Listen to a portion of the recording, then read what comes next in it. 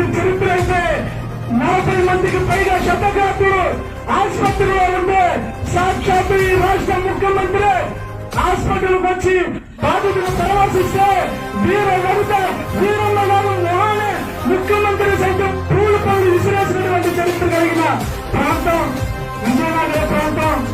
ఇటువంటి త్యాగాలతో కూడినటువంటి పోరాటాలు చేసి యుద్ధాలు చేసి కమ్మ భూసాలను ఉడికించి ఈ భారతదేశంలోనే పెద్ద ఆయన చెప్పినట్టు 1989 అట్రాసిటీ యాక్ట్ సాధించి ఈ రోజు దేశంలో ఉన్నటువంటి కొన్ని కోట్ల మంది దళిత గిరిజనులకు ఆయుధాన్ని ఇచ్చామంటే అది కారంచేరు ఉద్యమ స్ఫూర్తితోనే రాగలిగింది. కాబట్టి ఇటువంటి సంఘటన తర్వాత చుండూరులో 6 సంవత్సరాల తర్వాత చుండూరులో జరిగినటువంటి పోరాటానికి ముక్కలుగా నరికి గోడ సంచుల్లో వేసిన ఆ కేసులో మరి ఇంకా నీరు గారిపోయాము.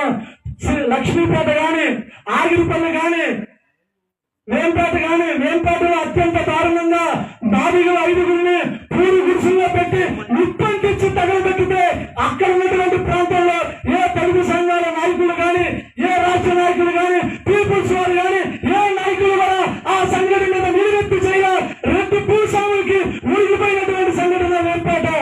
అటువంటి వేంపేటలో దారి లేక సంవత్సర కాలం పాటు చంపిన మనల్ని మన మీద ప్రీనార్ కేసు కట్టి మన మీద కూడా కౌంటర్ కేసులు కట్టి శిక్ష నుంచి ఇద్దరు రాజీ పడే విధంగా ప్రభుత్వాలు పూనుకొని వేంపేటలో రాజీ చేశారు.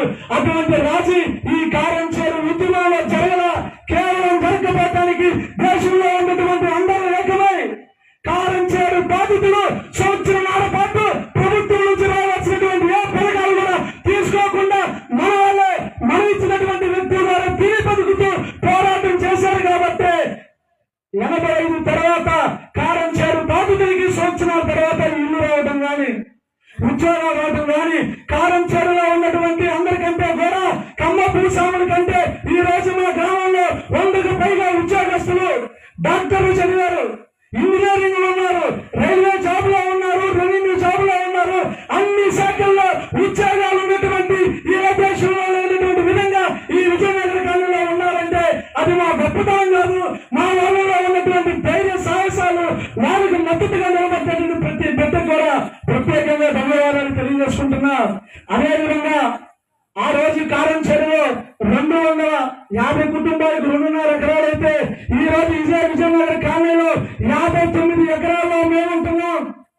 1.5 ఎకరాల శ్మశాన వాటికంటే ఈ రోజు 17 ఎకరాలకు పైగా శ్మశాన వాటికలు ఎంతో అభివృద్ధి చెంది మా పిల్లలకు మా చరిత్ర తెలియాలి.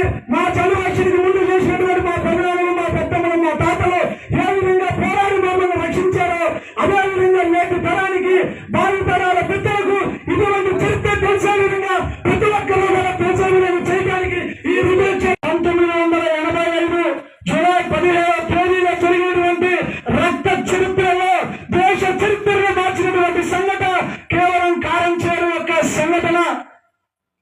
250 కుటుంబాలు 2.5 ఎకరాలలో నివాసాలు ఉన్నటువంటి మనం చుట్టుపక్కల కమ్మ వాళ్ళు కూడా గొడవ జరిగిన మన వాళ్ళ దగ్గరకు వస్తే మేమున్నామని భరోసా ఇచ్చి వాళ్ళకు కూడా అండదండలుగా ఉన్నటువంటి మాదిగలం కారంచేరు గడ్డ మీద ఉన్నటువంటి మనం 1984 ఎలక్షన్లప్పుడు ఎవరైతే మన మీద దారులకు పూనుకున్నటువంటి వ్యక్తి ఓటు వేయకుండా కాంగ్రెస్ పార్టీకి వచ్చుతో 300 మందికి పైగా మన మీద